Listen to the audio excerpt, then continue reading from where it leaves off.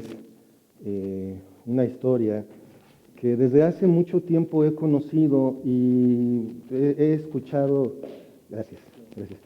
he escuchado varias veces con ciertas circunstancias diferentes, con casos similares. Un hombre en Estados Unidos que está ahí, es parte de una iglesia y muestra características para ser un ministro en la iglesia. De hecho, puedes ver que predica y es bueno, que es alguien con un buen comportamiento dentro de la iglesia, un buen testimonio en general. Tiene tan buenas características que puede ser un buen ministro en la iglesia, tanto que sobresale en su deseo de servir a Dios y es un candidato muy fuerte para ser pastor. Sin embargo, y digo con personas que son de otro país en Estados Unidos, ocultan o no dicen que están en Estados Unidos de forma ilegal.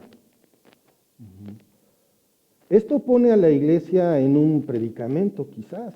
¿Será esto acaso una prueba de fe para el hermano y debe de ser apoyado hasta que cumpla su llamado auténtico a servir? Quizás su historia inspire a otros a servir a Dios aún en un estado legal como el suyo y con esto servir a Dios, obedecer a Dios antes que a los hombres. ¿Será esto así? La realidad es que está mal. La realidad es que nada bueno puede salir de algo que tiene como precedente u origen un pecado. No puedes remediar un pecado cometiendo otro. Esto pondría en peligro la integridad de la iglesia en su unidad, contaminando su pureza al no ejercer la disciplina. Y precisamente hoy vamos a ver el séptimo medio de gracia que Dios usa para dar bendiciones extras a los creyentes. ¿Recuerdan? ¿Recuerdan que estábamos viendo que Dios nos bendice con toda bendición espiritual, con la pura salvación? O sea, ya como digo yo repetidas veces, ¿ya para qué quieres más? Dios ya te dio la salvación, ¿ya para qué quieres más? Pues Dios dice, te voy a dar aún más. Ojo, esto a sus hijos. Ustedes recordarán los medios de gracia, que son esos medios que Dios usa para darnos más bendición en la iglesia. ¿Recuerdan algunos? Orar, ¿ok? La palabra de Dios. Bueno, yo se los voy a recordar, los voy a recordar yo, porque creo que ustedes los tienen bien frescos. El primer medio de gracia es la palabra de Dios. Segundo, el bautismo. Tercero, la Santa Cena. Cuarto, la oración. Quinto, adoración. Sexto, comunión. Y el séptimo, la disciplina en la iglesia. Sí, hermanos, con la disciplina Dios nos bendice. Es necesario, hermanos, que antes de entrar en directo a lo que es la disciplina de la iglesia como un medio que Dios usa para bendecirnos, es necesario hablar de dos temas que acabo de mencionar, que es la unidad y la pureza. Porque, hermanos, estaba yo buscando una introducción, digo que de verdad como admiro el trabajo que hace Mark con las introducciones de los mensajes, y dije, bueno, y si voy a hablar un poquito de pureza, ¿qué puedo decir? Y saben, encontré algo con la miel de abeja. Todos hemos probado la miel de abeja, ¿no? Todos hemos comido miel de abeja y hemos escuchado alguna vez a alguien decir, oye, pero ¿es pura? ¿Y cómo me puedo yo fijar que si la miel es pura o no, si tiene agua o no, si es puro piloncillo o cosas por el estilo? Uy, hay un montón de remedios. Hay muchos. Y todo esto lo investigué buscando hacer una introducción que al final terminé borrando. ¿Por qué? Porque que le metas el dedo, que no se escurra, que hasta le eches vinagre, que si hace espuma o no, que si la quemas, que si le echas una cucharadita en vaso de agua, un montón de cosas. El punto es que la pureza de la miel es importante. ¿Por qué? Porque es benéfica para la salud, etcétera, etcétera. Muchas cosas. Es un alimento con muchas propiedades. Tantas que no se echa a perder, siempre y cuando sea pura. Y si nos preocupa tanto la pureza en la comida, ¿qué tan importante es la pureza en la iglesia? Yo sé que probablemente están pensando, bueno, pues sí, es muy importante. Vamos a aprender un poquito de esto para después hablar de la disciplina en la iglesia. Acompáñenme por favor a orar para poner este tiempo en manos del Señor. Padre amado, Padre celestial, cuántas gracias te damos, Señor, por este día. Gracias, Padre, por todo lo que nos das, por tu amor y misericordia. Y Señor, gracias porque eres bueno, porque eres misericordioso, Señor. Gracias porque para siempre es tu misericordia. Y Señor, quiero ponerme en tus manos, Padre, que seas tú el que hable y no yo, este pobre siervo inútil, que no tiene nada de bueno, Señor, si no es contigo y tu palabra, Señor. Bendícenos, Padre, permite que tu Santo Espíritu nos muestre lo que hemos de aprender hoy, Señor. Nos ponemos en tus manos para que no haya distracciones y nuestras mentes y corazones estén enfocados en ti, Señor. Gracias. En el nombre de nuestro Señor Jesucristo. Amén. Muy bien, hermanos. Entonces, todos estos, recuerden, estos medios de gracia son las formas en las que Dios nos bendice todavía más. ¿De acuerdo? Ya los repasamos los 7 y quiero que hablemos un poquito de la unidad y la pureza en la iglesia. No es el tema central, pero ustedes van a distinguir por qué es importante hablar de esto. Acompáñenme por favor en sus Biblias al Evangelio según San Juan, capítulo 13, versículos 34 y 35. Juan 13, 34 y 35. Dice así, ¿ya lo tienen? Dice la palabra del Señor: un mandamiento nuevo os doy, que os améis unos a otros como yo os he amado, que también os améis unos a otros. En esto conocerán todos que sois mis discípulos, si tuviereis amor los unos con los otros. Observen algo muy importante aquí. El pueblo de Dios ya era una unidad, ya eran un grupo definido, ¿cierto? Ya había sido fundado, ya había crecido, ya habían regresado del exilio, etcétera. Son un pueblo. Sin embargo, el Señor Jesucristo, observen lo que dicen: un mandamiento, ¿qué? Nuevo. ¿Qué significa nuevo? Pues que no existía. ¿Por qué? Porque para los judíos esto era completamente nuevo. Era como algo que jamás habían visto, el hecho de amarse unos a otros. Los judíos tenían la costumbre de: me haces, te la hago más grande. Me pegas, te pego más duro. Me tiras un diente, yo te tiro dos. Por eso les dice que se amen unos a otros. Y esto, hermano, esto es el mandato bíblico a seguir, el amor y la unidad espiritual en la iglesia. Pero al mismo tiempo, el Señor dice: ámense, ámense entrañablemente. Y ustedes saben que una regla de la Escritura es que la Escritura no contradice a la Escritura. Aunque muchos han buscado esto, y a veces pareciera que un texto contradice a lo que dice otro, cuando lo estudias adecuadamente te das cuenta que esto no es así. Siempre está en total armonía la palabra del Señor. Observen que el Señor dice: ámense unos a otros. Entonces, ¿qué debemos de hacer entre nosotros? Amarnos, tener una relación entrañable, no aguantarnos de que veo a Mark. Bueno, hola Mark, ¿cómo estás? No, tengo que amarlo. Y recuerden que amar no es un sentimiento, es una decisión. Lo voy a amar aunque me caiga como patada en la espinilla. Porque el problema no es él, soy yo soy el que siente eso. Tanto amor tenemos que tener con nuestros hermanos que más atrás, acompáñenme a Mateo. Ustedes van a reconocer seguramente el pasaje. El Señor Jesucristo deja un mandato también de amor. Mateo 18, versículos 15 al 20. Ustedes seguramente lo conocen. Dice así la palabra del Señor, Mateo 18, 15 al 20. Por tanto, si tu hermano peca contra ti, ve y repréndele estando tú y él solos. Si te oyere, has ganado a tu hermano, mas si no te oyere, toma aún contigo a uno o dos, para que en boca de 2 o 3 testigos conste toda palabra. Si no los oyere a ellos, dilo a la iglesia. Y si no oyere a la iglesia, tenle por gentil y publicano. De cierto os digo que todo lo que atéis en la tierra será atado en el cielo, y todo lo que desatéis en la tierra será desatado en el cielo. Otra vez os digo que si 2 de vosotros se pusieren de acuerdo en la tierra acerca de cualquiera cosa que pidieren, les será hecho por mi Padre que está en los cielos. Porque donde están 2 o 3 congregados en mi nombre, allí estoy yo en medio de ellos. ¿Se contradijo el Señor? ¿Qué está diciendo aquí? Reprende a tu hermano. ¿Qué no dijo? Amémonos. Entonces, ¿por qué dice reprende a tu hermano? Porque la reprensión es una auténtica manifestación de amor. Y veamos esto, hermanos. Esto nos muestra que el Señor quiere que su iglesia sea pura tanto en las enseñanzas como en la práctica.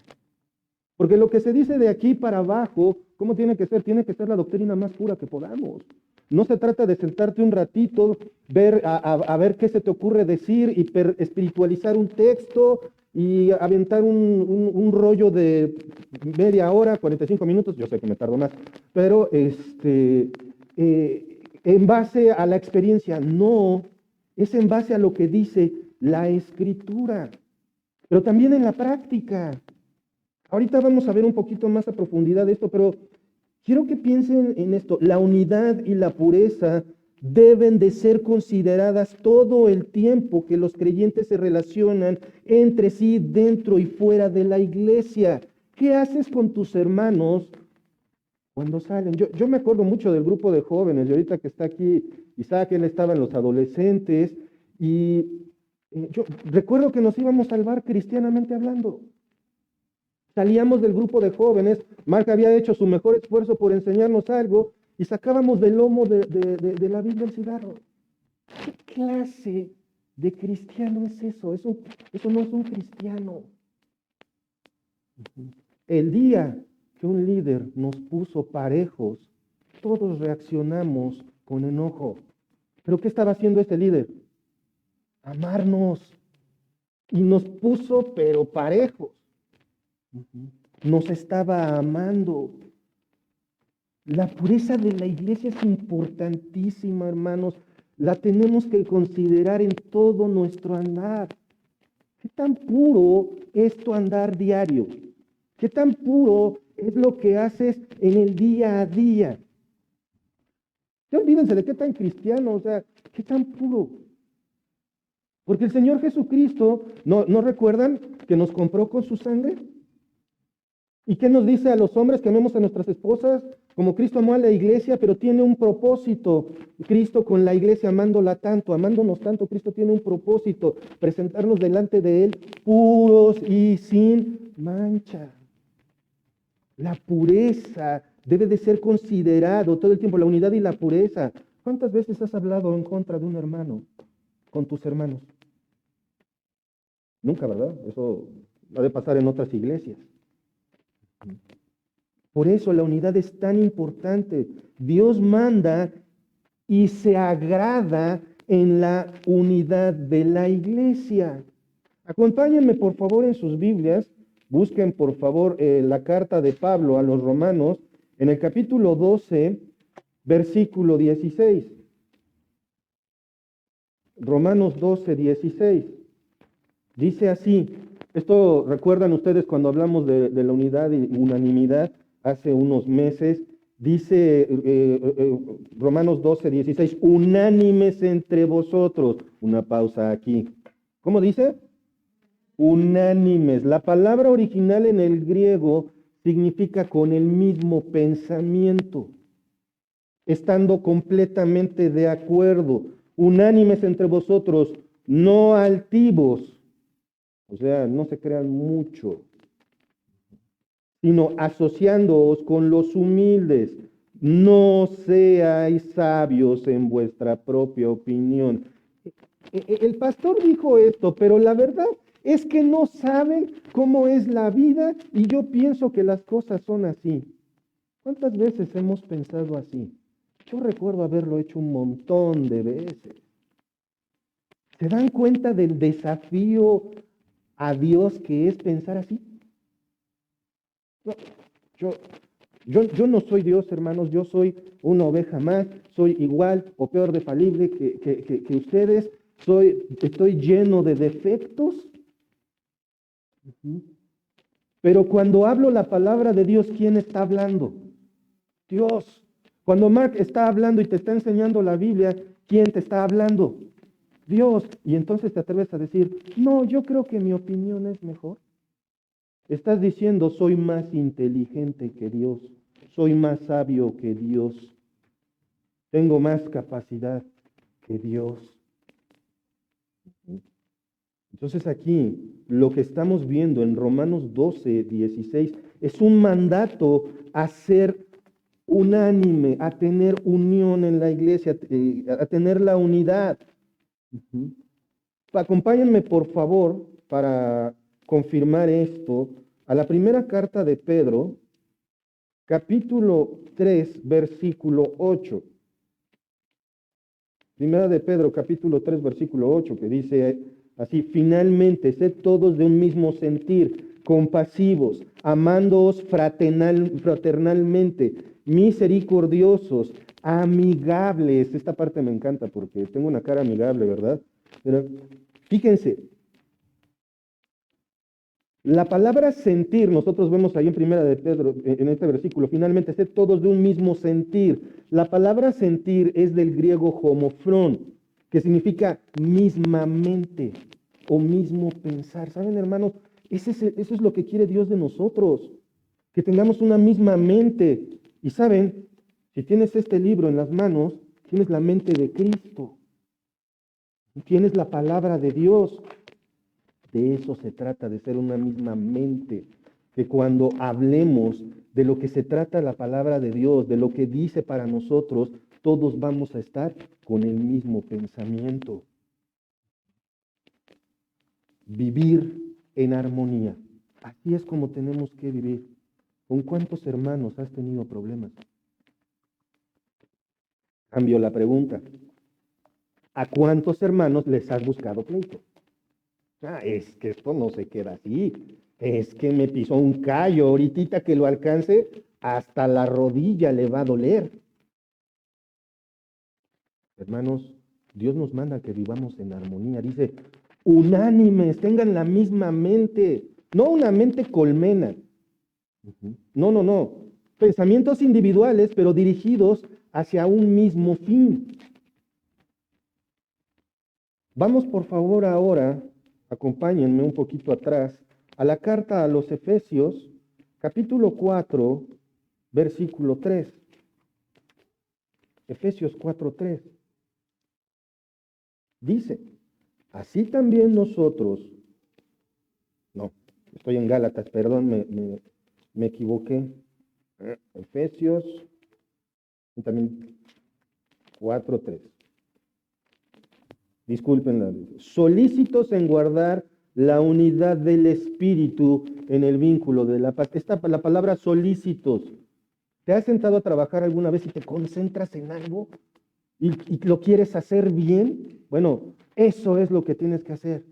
Concentrarte en lo que dice aquí. ¿Solícitos en qué? En guardar la unidad, protegerla, hacer lo que sea para mantenerla. Eso es por parte de la unidad.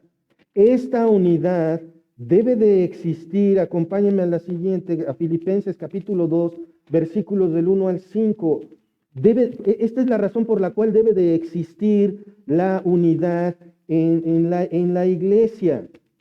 ¿Ya lo tienen? Filipenses 2, del 1 al 5. Quiero que me sigan con la mirada al leer esto para que lo analicemos rápidamente. Filipenses 2, 1 al 5. Dice así, por tanto, si hay alguna consolación en Cristo, si algún consuelo de amor, si alguna comunión del Espíritu, si algún efecto entrañable, si alguna misericordia, completad mi gozo sintiendo lo mismo. O sea, si Pablo le está diciendo a los filipenses, si ustedes sienten algo bueno por mí, si ustedes quieren hacer algo por mí, porque venimos en un contexto en el que dice, para mí el vivir es Cristo, básicamente. Dice, si ustedes quieren eso para mí, entonces completen mi gozo, básicamente viviendo en unidad. Sintiendo lo mismo, teniendo el mismo amor, unánime, sintiendo una misma cosa. Hermanos, esto es una realidad para uno que está en esta posición de responsabilidad. Si uno los ve que están unánimes, hasta respira uno tranquilo. ¿Por qué? Porque las necesidades, los problemas e incluso la disciplina de la iglesia no debe de correr a cargo únicamente de los líderes, sino de toda la iglesia. cuando se cuidan entre ustedes, cuando hay una emergencia y nosotros no estamos disponibles por X o Y razón, y los mismos integrantes de la iglesia se mueven, eso está muy bien. Pero como dijo Pablo, por ahí he escuchado que hay disensiones entre vosotros, y en parte lo creo. La unidad en la iglesia debe demostrarse siguiendo el ejemplo sacrificial de Jesús al mostrar preferencia por los demás encima de nuestros intereses. Ahora vamos a hablar rápidamente un poquito de la pureza, que esto también es muy importante. Acompáñenme a la primera carta de Pablo a los Corintios, capítulo 5, versículos 9 al 11. Primera de Corintios 9 al 11. Quiero que observen este texto porque generalmente es muy fácil apuntar hacia afuera. Pero observemos lo que dice la palabra del Señor. Para cuidar la pureza, ¿hacia dónde tenemos que apuntar?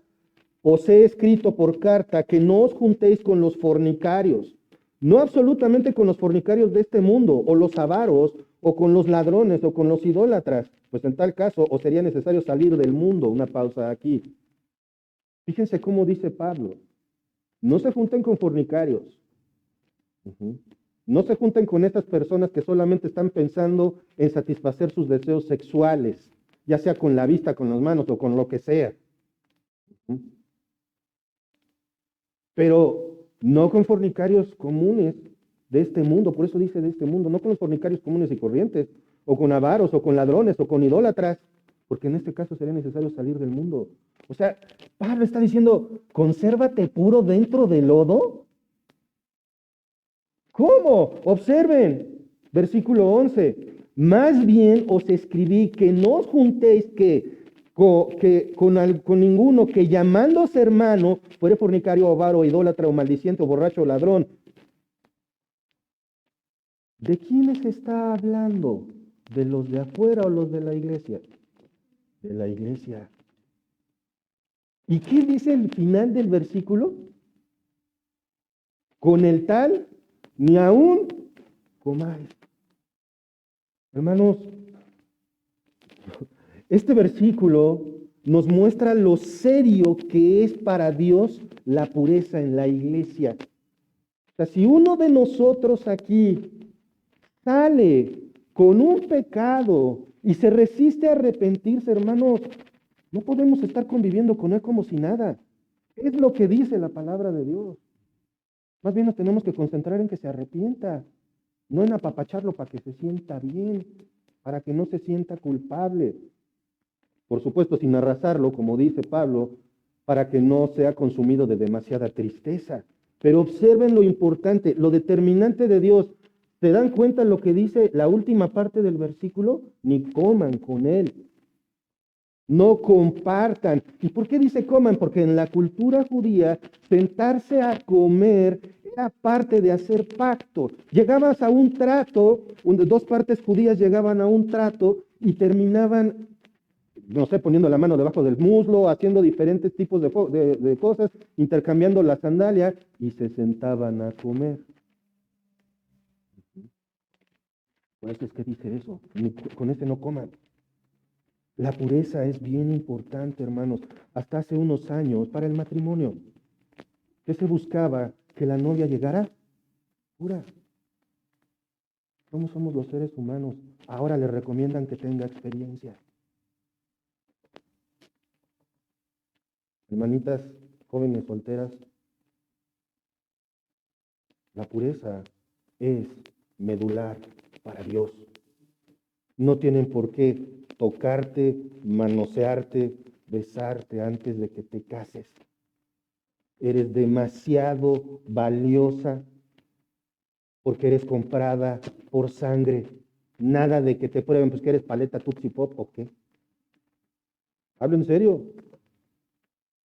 Si te doy una paleta toda chupada, ¿la agarras para comértela? Por supuesto que no. A duras penas Moni lo haría, pero ella porque es mi esposa. La pureza es muy importante para Dios. No es cuestión de, ay, me doy un permisito. Total, como decía en broma con los jóvenes antes, una chelita ahí cristianamente hablando. Una paginita que no debo de ver ahí cristianamente hablando. Lo voy a evangeligar. Tal vez cuando sea mi novio, yo lo voy a convertir. Sí, estás abrazando a Frankenstein. Estás relacionándote con un diablo. Observemos que no nos manda a vivir en un monasterio o en aislamiento del mundo, sino que se centra en los integrantes de la congregación. No podemos vivir en aislamiento, dado que tenemos el mandato de predicar el evangelio a toda criatura. Me encantó una frase que dice Sujel Michelén al respecto. Debemos mantener tanto la pureza de la iglesia como nuestro contacto con el mundo. Pero en primer lugar está la pureza de la iglesia. Pero ¿por qué comencé a hablar de la unidad y la pureza en la iglesia si el tema es la disciplina? Porque la pureza de la iglesia es como un bote salvavidas. Está en el agua, flota en el agua, flota sobre el agua. Pero si el agua entra al bote, todo está perdido. No debemos dejar que el agua entre al bote. Si la unidad o la pureza en la iglesia se ven comprometidos, todo se arruinó. La disciplina es vital para mantener la unidad y la pureza en la iglesia. No se debe de confundir la unidad o el amor con la tolerancia al pecado. Esto suele ser común. ¿Recuerdan ustedes la iglesia en Corinto? Esa iglesia que tenía un ejemplo de este error precisamente, de confundir el amor con la tolerancia al pecado, como lo podemos ver en el contexto de esto que estamos viendo aquí en primera a los Corintios, lo que acabamos de leer. Esta iglesia se atrevió a tolerar entre ellos a un hombre que tenía relaciones con su madrastra y puntualiza que es un pecado que ni entre los gentiles era tolerable. Los corintios eran tan sucios, hermanos, que en el griego se creó el concepto corintianizar y era un insulto. Si eras un depravado, si eras alguien inmoral, te decían, es que eres un corintio. Por eso era conocida la ciudad de Corinto. Por eso decían este insulto. Ahora observen que más adelante Pablo le dice a la gente que ese hombre sea entregado a Satanás para la destrucción de la carne. ¿Cómo? Un hombre de Dios diciendo, entreguen a ese pecador a Satanás para la destrucción de la carne. Sí, sí lo dice. Esto no es otra cosa más que la excomunión de la iglesia, retirar los beneficios de ser parte de la congregación y ser echado al mundo o sistema de Satanás para que Dios se encargue de tal persona. Eso es lo que significa esta parte. La destrucción de la carne es la disciplina que el Señor aplicará a esa persona. Quizás Dios lo restaure. La pureza no es una característica que Dios tome a la ligera. Pregunta, hermanos, ¿somos redimidos todos aquí? Sí. A ver, ¿cuál es el propósito de tu redención? ¿Cuál es el propósito de tu redención, hermano? No todos al mismo tiempo. ¿Qué? Dar la gloria a Dios. Predicarle a los demás. Dar la gloria a Dios. Predicarle a los demás. Ok. Pues son buenos propósitos, pero no. Hacer discípulos, no. Pues esa es una tarea general. Vamos a buscarlo. Quiero que me acompañen, por favor, a Tito, capítulo 2, versículo 14. ¿Cuál es el propósito de tu redención? O sea, ¿eres salvo? Sí. ¿Tienes que predicar? Sí. ¿Tienes que glorificar a Dios? Sí. ¿Pero cómo? ¿Cuál es el propósito? ¿Cuál es el propósito por el cual Cristo murió por tus pecados conforme a las Escrituras, fue sepultado, resucitó al tercer día, estuvo ahí apareciéndose hasta el día 40 cuando fue llevado a la gloria, cuando fue glorificado? ¿Cuál es el propósito de eso? Dice allí en Tito capítulo 2, versículo 14, ¿ya lo tienen? Dice, quien se dio a sí mismo, esto es Cristo, Cristo se dio a sí mismo por nosotros para redimirnos de toda iniquidad, ahí está nuestra redención, y purificar para sí un pueblo propio celoso de buenas obras. Observen, el propósito de nuestra redención es ser purificados y que seamos celosos de buenas obras. La pureza es tan importante que eso es el propósito de nuestra redención, ser purificados. ser puros. Por lo tanto, hermanos, nosotros debemos vivir en una continua guerra contra el pecado. No se trata de que ya no vas a pecar. Es más, seamos honestos, ¿cuántas veces al día te antoja pecar? No que peques por error, no que peques por reflejo. No. Que quieres pecar, que quieres hacer algo que no le agrada a Dios. Bueno, ahí es donde empieza la guerra. Ese es el propósito, hermano. Ahora, junto con la unidad, también debemos de guardar celosamente la disciplina dentro de la iglesia, que es en lo que nos vamos a enfocar ahorita. La unidad y la pureza de la iglesia se protegen con la enseñanza de las Escrituras y eso se llama discipulado. Y quien es discipulado también es disciplinado. Si tú le enseñas a alguien la Biblia, por amor de su alma, disciplínalo. Y no digo por amor de su vida, por amor de su alma, disciplínalo. No dejes que haga lo que quiera. Este tema de la disciplina se ha vuelto odioso e incluso en muchos países ha caído en desuso porque se le asocia con cosas negativas. Sin embargo, la práctica de la disciplina en la iglesia debería ser relacionada con un deseo positivo y amoroso hacia la iglesia. Acompáñenme, por favor, a la segunda carta de Pablo a los Corintios, capítulo 7, versículo 1. Dice, así que, amados, para empezar, noten el amor de esto que va a decir Pablo. Puesto que tenemos tales promesas, limpiémonos de toda contaminación de carne y de espíritu, perfeccionando la santidad en el temor de Dios. Dice Proverbios 1:7, el principio de la sabiduría es el temor de Dios. Los insensatos, parafraseando, no quieren ser disciplinados. Observen el amor que manifiesta Pablo. Es algo amor, es una manifestación de amor. Limpiémonos de toda contaminación. Quienes han criado o han ayudado a criar un bebé, saben lo que es que el bebé se haga popó, ¿no? Y se bate. Y hay veces que le estás cambiando el pañal y en pleno cambio de pañal lo acompaña con pipí. Y se ensucia. ¿Por qué lo limpian? Para que no apeste o porque lo aman. Por amor. Dios quiere que seamos limpios por amor. Ahora piensen del otro lado en un anciano que ya no puede valerse por sí mismo, que hay que hacer lo mismo básicamente. Por amor. Limpios por amor. Limpiémonos entre nosotros por amor.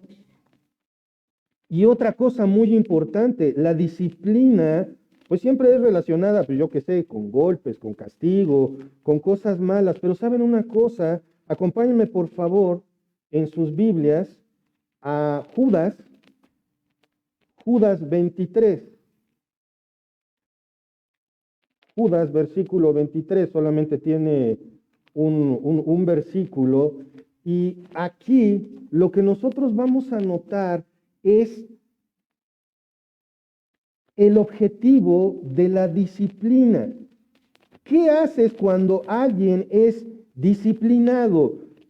¿Hacia dónde debe de caminar? ¿Debe de llorar? ¿Le tienes que dar unos buenos palazos y listo? No, observen, a otros salvar, arrebatándolos del fuego, y de otros tened misericordia con temor, aborreciendo aún la ropa contaminada por su carne.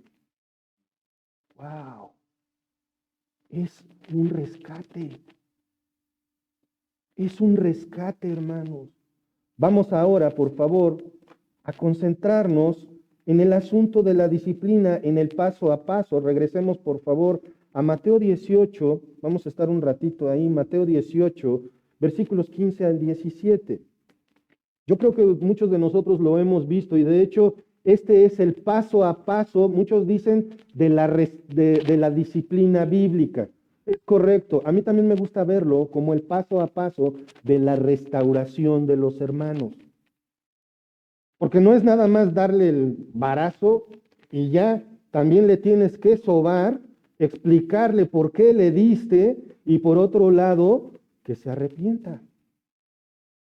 Y el arrepentimiento trae salvación. No vimos ahorita en Judas 23, a otros salvad, sálvenlos de su propio pecado. Y ojo, no está hablando, en Judas 23 no está hablando de salvación, porque le está hablando a la iglesia, está hablando de salvarnos entre nosotros. Observen otra vez Mateo 18, 15 al 17, dice, por tanto, si tu hermano peca contra ti, ve y repréndele estando tú y él solos. Si te oyere, has ganado a tu hermano, mas si no te oyere, toma aún contigo a uno o dos, para que en boca de 2 o 3 testigos conste toda palabra. Si no los oyere a ellos, dilo a la iglesia. Si no oyere a la iglesia, tenle por gentil y publicano. Esta es la serie de pasos que el mismo Señor Jesús dejó para ejercer la disciplina en la iglesia. Hermanos, si no ejercemos la disciplina en la iglesia, estamos desobedeciendo una instrucción directa por parte del Señor Jesucristo. Estas son palabras del Señor Jesús. No podemos omitirlas, porque si omito un versículo de la Biblia, pues ¿qué me impide omitir 2 versículos arriba y 2 versículos abajo? ¿Por qué no entonces omitimos el capítulo anterior y el capítulo siguiente? Más, ¿por qué no omitimos entonces ese libro? Mejor aún, ¿por qué no omitimos un testamento? Todavía mejor, ¿por qué no omitimos toda la Biblia? Ese es el paso a paso de ignorar lo que dice la palabra de Dios. Notemos algunos puntos. Número 1, ahí en Mateo 18, 15, dice, por tanto, si tu hermano peca contra ti, ve y repréndele estando tú y él solos. Dice, ve, dile al pastor, y entonces el pastor va y habla con él. Dice, ve tú y repréndelo. ¿Sí o no? Número 1, la disciplina no es exclusiva de los líderes. Entre nosotros debemos de practicar la disciplina. Si yo veo que fulanito está haciendo algo que es pecaminoso, entonces sutanito tiene la obligación de decirle, ¿sabes qué, fulanito? Eso es pecado. Luego vemos también el punto número 2, porque dice, observen, si tu hermano peca contra ti, ve y repréndele estando tú y él solo. Si te oyere, has ganado a tu hermano. Ganarlo, no ganarle. Eso es una manifestación de amor. Eso es una lección de amor. O sea, lo que tú quieres es que él gane. Tú vas a reprender su pecado para que él sea beneficiado. Por lo tanto, esto debe de ser llevado a cabo con amor y espíritu de mansedumbre. Ahora lo que vemos aquí mismo en el versículo 15 es que la primera confrontación es en privado. Y si el hermano se arrepiente, el proceso se acaba. Por eso muchas veces a mí me han dicho en algunas ocasiones, oye, pero estos hermanos hicieron esto, ¿por qué no les hacen nada? Porque ya hablamos y se arrepintieron, punto. El problema se acabó. Dice en 1 de Juan 1:9 que si confesamos nuestros pecados, Él es fiel y justo para perdonar nuestros pecados y limpiarnos de toda maldad. Esto significa que tú confiesas tu pecado y el problema se acabó con Dios. Si cometes un delito, bueno, pues siguen las autoridades o siguen los afectados por tu pecado. Número 4, observemos ahí en el versículo 16, mas si no te oyere, toma aún contigo a uno o dos, para que en boca de 2 o 3 testigos conste toda palabra. Y el pecador arrepentido, si el pecador arrepentido continúa con su corazón endurecido, la presencia de 2 testigos o más es para presenciar la conversación y observar cómo responde la parte ofensora. O sea, que lo que pase le conste a más personas. Por otro lado, como quinto punto, si el ofensor persiste en resistirse en la dureza del corazón, el asunto es llevado a la iglesia, ¿no? Dice el versículo 17, si no los oyere a ellos, pero fíjense en esto, dice, si no los oyere. Ok, a ver, los, plural, ya no es nada más de uno. Esto significa que los testigos también pueden animar a la persona, oye, si es pecado esto, arrepiéntete. Esa es la idea. Y se va a escuchar medio raro, presionar al hermano para que se arrepienta. Simplemente recuerda cuándo fue la última vez que te empecinaste en que tú tienes la razón. De esas veces que no hay manera de que te convenzan que estás mal. El objetivo es que cambies de dirección. Por eso los testigos pueden fungir como cierta presión, pero si persiste en la dureza de su corazón, entonces el asunto es llevado a la iglesia. Versículo que sigue: si no los oyere a ellos, dilo a la iglesia. 17. Si no oyere la iglesia, tenlo por gentil y publicano. Dilo a la iglesia. ¿Qué significa esto de decirlo a la iglesia? Significa que se debe notificar a los pastores. ¿Ya se dieron cuenta hasta cuándo los pastores nos tenemos que enterar del pleito necesariamente?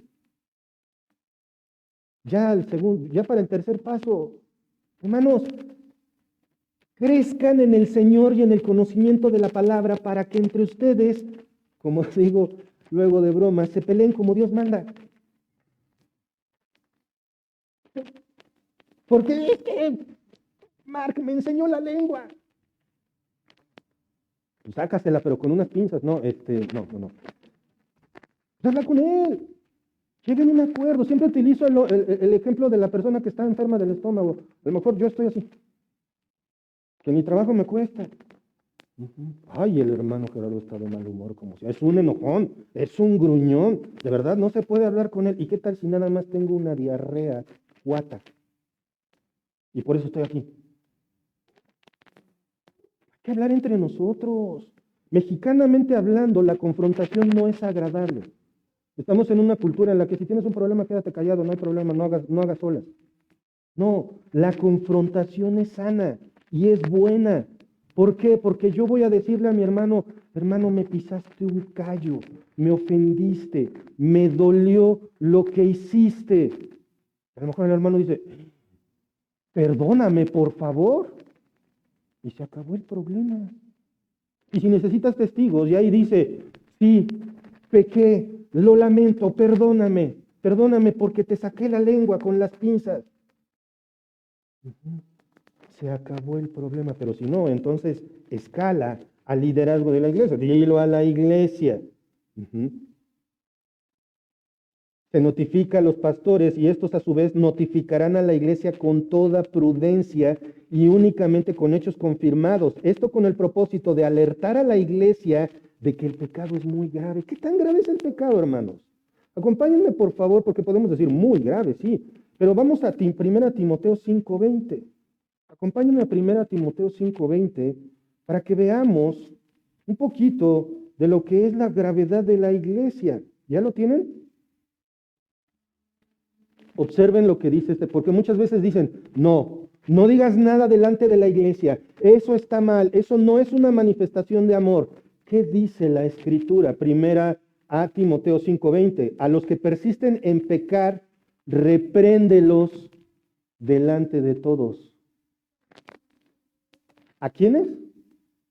A los que persisten en pecar, a los que no responden al paso 1, 2. Fíjense, a los que persisten en pecar, aquel que puede tener una costumbre pecaminosa y dice, bueno, sí, lo siento, y lo vuelve a hacer, y lo vuelve a hacer, y lo vuelve a hacer. ¿Qué dice? Repréndelos delante de todos. O sea que Dios permite que exhibamos al pecador, al hermano que peca, que se resiste a arrepentirse. Sí, pero hay un objetivo. ¿A ustedes les gustaría que yo dijera, a ver, Monse, ven para que diga delante de ti tu falta? Ya nada más de pensarlo, Monse ya me vio con ojos de pistola.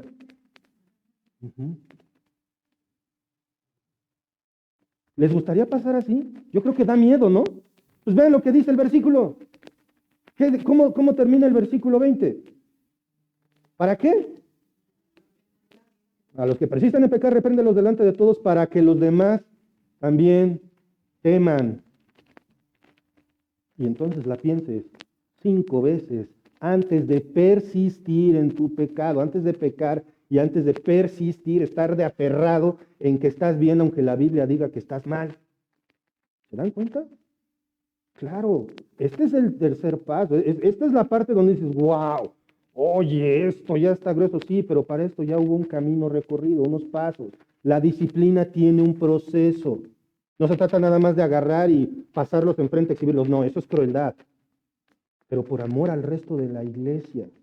Una vez, no me acuerdo qué película estábamos viendo Moni y yo, donde sacrifican a un pequeño grupo para salvar toda una ciudad. Y me dice, Moni, me preguntó algo así como si en el rescate hiciéramos lo mismo. Sí, hay veces que tienes que hacer lo mismo porque sacrificar a uno puede significar la salvación de un montón. Aquí es básicamente el mismo principio. Disciplinas y en su caso, así ya muy terrible, de que se resista, lo exhibes con él o sin él enfrente, o con ella, con el pecador o no enfrente. Lo exhibes el pecado para que los demás digan, ay, a ver, hazlo tú, para que teman a Dios. La disciplina es tan amorosa, hermanos, que busca la salvación. Ahora,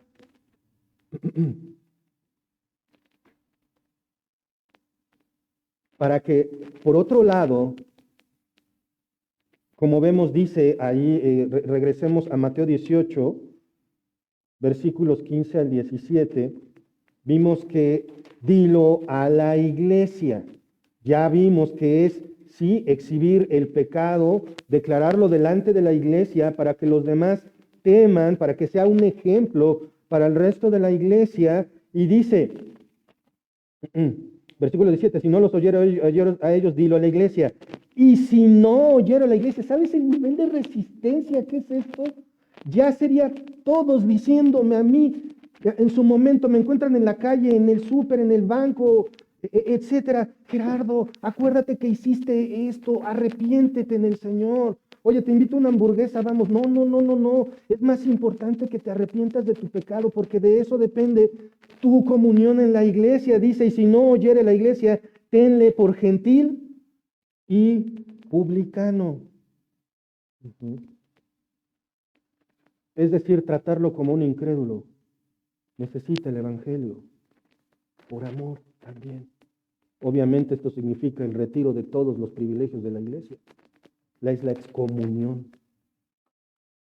Hasta ese grado puede llegar un ser humano. Pero el Señor dice, si tu hermano peca contra ti, ve y repréndele, estando tú y él solo. Si te oyere, has ganado a tu hermano. ¿Se dan cuenta de la importancia de ganar al hermano, de ganarlo para salvación, de rescatarlo de su propio pecado? Si no hay progreso favorable, entonces debe de ser tratado como un no creyente, perdiendo los beneficios de ser parte de la membresía de la iglesia. Ya hablaremos de ese tema, la membresía de la iglesia. No se trata de apabullarlo, sino de intentar guiarlo al arrepentimiento que recupere el juicio. Pero esto no significa tratarlo como si nada. Acompáñenme a la segunda carta de Pablo a los tesalonicenses, capítulo 3, versículo 6. Dice, fíjense en esto, Pablo hablando y dice, pero os ordenamos, hermanos, wow. Pablo dice, esto es una orden y es una orden en el nombre de nuestro Señor Jesucristo. ¿Se dan cuenta de la importancia de la orden? Es una orden, esto no es pregunta, esto es una orden directa venida de la palabra de Dios en el nombre del Señor Jesucristo. O sea, el Señor Jesucristo es el que lo ordena. Es una orden directa del Señor Jesucristo. ¿Qué ordena? Que os apartéis de todo hermano que ande desordenadamente. Otra vez. Pues no que estemos unidos. Sí, pero si tu hermano peca contra ti, ve y repréndelo estando tú y él solos. Si se arrepiente, ya lo ganaste para el Señor. Ya lo rescataste de su pecado. Y si no, sigue, sigue, sigue. Por amor al hermano. Disciplínalo por amor. Porque anda desordenadamente y no según la enseñanza que recibisteis de nosotros. Ahí está la pureza cuidada. Ahí está la unidad cuidada. Porque el pecado sin combatir es como el efecto manzana podrida. Empieza en uno y se le va a recorrer a todos los demás. Empieza 1, 2, 3 y al rato la iglesia hasta se divide. Por eso inclusive también ustedes tienen que vigilarnos a nosotros, a Mark y a mí, que nuestro testimonio sea acorde a lo que decimos, porque si no, nosotros somos la manzana podrida. Para eso ustedes tienen su Biblia, para eso hay tiempos de estudio, martes, miércoles, viernes, domingo, para que aprendan la palabra de Dios. Ustedes también tienen que dedicarse al estudio diligente de la palabra de Dios, porque nosotros también somos ovejas.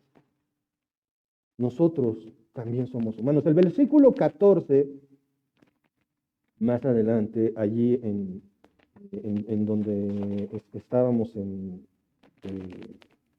Primera de Timoteo, no, perdón, Segunda de Tesalonicenses, nada más anoté la nota del versículo 14, dice, si alguno no obedece a lo que decimos por medio de esta carta, señaladlo y no os juntéis con él para que se avergüence. Otra vez, y es bien tajante, hermanos, si no obedece, señálalo, es un pecador. Arrepiéntete para que se avergüence, para que le dé pena, para que pueda cambiar de objetivo, para que vea su pecado y lo que realmente es. Esto es verdaderamente amar. Y quiero que me acompañen a Hebreos. Acompáñenme por favor a la carta de no sé quién a los Hebreos, capítulo 12, versículo 6. Hebreos 12, 6. Dice, porque el Señor al que ama disciplina y azota a todo al que recibe por hijo. El contexto lo tenemos nosotros, vamos un poquito adelante, que es el versículo 7 y 8, y nos habla de que cuando hace la pregunta, ¿qué hijo es aquel a quien el padre no disciplina? Si tú no disciplinas a tus hijos, estás actuando como si lo odiaras. ¿Y cuál es la cultura de hoy? No los disciplines. No les grites. No les llames la atención. Rompieron algo, destruyeron algo, pintaron la pared. Apláudeselo, porque si no, estás destruyendo su desarrollo personal. Sí, y cuando no lo puedas controlar de adolescente, el trabajo de Satanás está terminado. Aplaudiéndole su comportamiento. Yo lo veo en muchas mamás, de verdad, se ciegan con el amor. Sus hijos tienen un claro comportamiento inadecuado y lo apoyan. Y no estoy hablando únicamente de cosas claramente de mal portarse, sino hasta en la forma de pensar. No, es que es muy inteligente, entonces por eso él piensa las cosas así. Mucho cuidado. No, es que él es bien decidido y hace lo que quiere. Aunque uno le diga que no, lo va a hacer. Entonces mejor que lo haga. Cuidado, le están promoviendo el pecado y si lo amas, lo corriges, dice la palabra del Señor. Observen lo que dijo el pastor Henry Tolopilo. Algunas frases muy llamativas. Es responsabilidad de la iglesia corregir a los suyos, por eso la instrucción bíblica en el Nuevo Testamento. La disciplina es responsabilidad de la iglesia. El doctor Miguel Núñez dijo, aprendamos a amar a través de la disciplina. Y saben una cosa, es muy importante hacerlo, hermanos, porque como dijo Aristóteles, los peces no pueden darse cuenta de que están mojados. Si alguien está en un pecado y persiste, lo más probable es que piense que no es pecado. John MacArthur dice al respecto, nunca está la iglesia más en armonía con el cielo y actuando en perfecta concordancia con su Señor que cuando trata con el pecado para mantener la pureza de la iglesia. Esto me encantó. Queremos que nuestra iglesia esté en concordancia con el cielo. Tenemos que ejercer la disciplina por amor. Ahora, volvamos al caso de la iglesia de Corinto, ahí en 1 Corintios 5. El hombre que estaba teniendo relaciones con su madrastra. ¿Para qué nos sirve la disciplina dentro de la iglesia y en forma personal? Ya vimos que para mantener la pureza. Ya vimos que mantiene la unidad en la iglesia. Porque si mantienes la pureza en la iglesia, entonces nos mantenemos en un mismo sentir, en un mismo pensamiento, y se guarda la unidad en la iglesia. En su libro, La membresía de la iglesia, Jonathan Leeman desglosa 5 puntos específicos. Si los quieres anotar, estaría perfecto. 5 puntos para qué te sirve la iglesia. Número 1, sacar a la luz el pecado. El pecado, hermanos, es como el cáncer. La mayoría de la gente se entera ¿cuándo? Ya que es demasiado tarde. Necesita un diagnóstico rápido y un ataque directo para salvar la vida de la persona. Allí en Primera de Corintios, capítulo 5, versículo 2, Primera los Corintios 5, 2, observen, y vosotros estáis envanecidos. En este caso de lo de Corinto, ¿recuerdan? Y vosotros estáis envanecidos.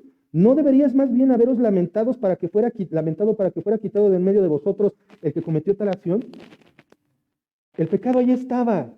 ¿Y saben cómo se sentían los corintios de tener a este hombre dentro de su iglesia, a pesar de que todos sabían que estaba con la mujer de su papá? Se sentían orgullosos. Eso es tener cáncer y no darse cuenta. Te estás muriendo y no te estás dando cuenta. Ese es el primer propósito práctico de la disciplina, sacar a la luz el pecado. Número 2, dar una advertencia. Aquí mismo en 1 Corintios 5, versículo 5, observen. El tal sea entregado a Satanás para la destrucción de la carne, a fin de que el espíritu sea salvo en el día del Señor Jesús. Obviamente no es una advertencia para el pecador. Es una advertencia para todos los de alrededor, para todos nuestros hermanos. Si yo pongo en disciplina a un hermano y hay 2 o 3 o 4 que están cometiendo el mismo pecado, una de dos, o lo ocultan mejor o se arrepienten. El camino correcto es el arrepentimiento.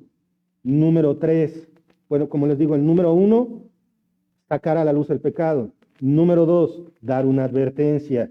Número 3, salvar. Observen la segunda parte del versículo 5, a fin de que el espíritu sea salvo en el día del Señor Jesús. Salvarlo. Es decir, que al sufrir la disciplina del Señor es más fácil que se salve a que lo haga siendo tolerado. No, hay que demostrarle amor al hermano, aunque haya pecado, vamos a tratarlo bien. Lo único que vamos a hacer es reforzarle la idea de que está bien. En cambio, cuando mi mamá me daba mis cinturonazos, yo sabía que algo había hecho mal. Ya nada más cuando decía mi mami, Gerardo Manuel Arzamedi Ramírez.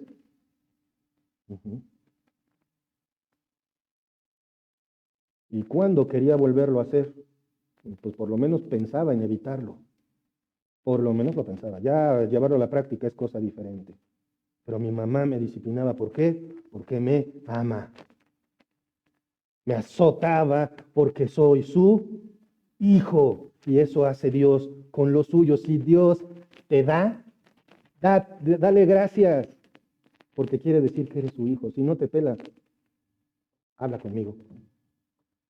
Si te deja batirte en tu pecado como si fueras un cerdo que se bate en el lodo, habla conmigo, habla con Mark, necesitas el evangelio. Y en cuarto lugar, proteger a la iglesia. Ahí mismo en 1 Corintios 5, versículo 6. No es buena vuestra jactancia. ¿No sabéis que un poco de levadura leuda toda la masa? El pecado no confrontado se extenderá. Tú pones... Quien cocina, le ponen levadura a la masa y ¿qué pasa? Se infla. ¿Por qué? Porque está en un proceso de fermentación, se expande. Si no confrontamos el pecado se expande. Por eso debemos de tener disciplina en la iglesia para protegerla. 5. Ahí en 1 Corintios 5:1, de cierto se oye que hay entre vosotros fornicación, y tal fornicación cual ni aún se nombra entre los gentiles, tanto que alguno tiene a la mujer de su padre. ¿Saben una cosa? La disciplina nos ayuda a preservar la reputación de la iglesia delante de los no cristianos. Qué vergüenza siento cuando veo esos videos donde dicen, no, es que el pastor tal resulta que estafó al fisco con no sé cuántos miles de millones. O el pastor fulanito resulta que tiene hijos con su secretaria. ¿Cómo? Y sigue pastoreando. ¿Es neta, dicen los jóvenes? ¿Es en serio? ¿Saben qué es lo que piensa la gente cuando escucha, soy de una iglesia cristiana? Ah, de ser de los aleluyos, de los que piden dinero, de los que se revuelcan, de los que nada más andan tolerando sus cochinadas. La disciplina en la iglesia preserva la reputación de la novia de Cristo, pura y sin mancha. Dicen, esos no se andan con tonterías, cuidado hagas una porque ahí sí te dan. Y eso es amar, hermanos. La disciplina de la iglesia es una enorme bendición, es el séptimo medio de gracia, y con esto terminamos esta parte de los medios de gracia. Es una enorme bendición que Dios nos da mediante su palabra, pero también mediante nuestros hermanos en la iglesia. No lo despreciemos, no lo desperdiciemos. Es tan valioso que nos da sabiduría que viene de lo alto. Abandonar la disciplina, no ejercerla, resistirte a recibirla, nos hace perder aún más nuestro parecido con Cristo.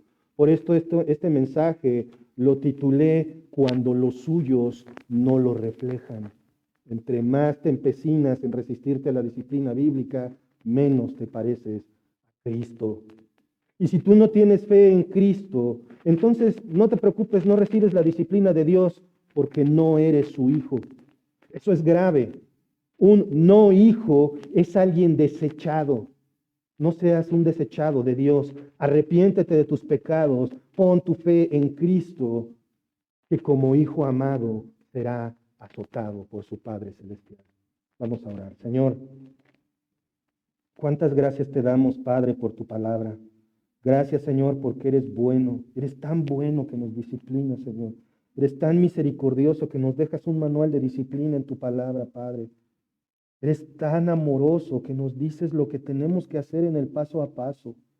Y Padre, danos valor para ejercer la disciplina con nuestros hermanos. Danos amor para disciplinarnos los unos a los otros.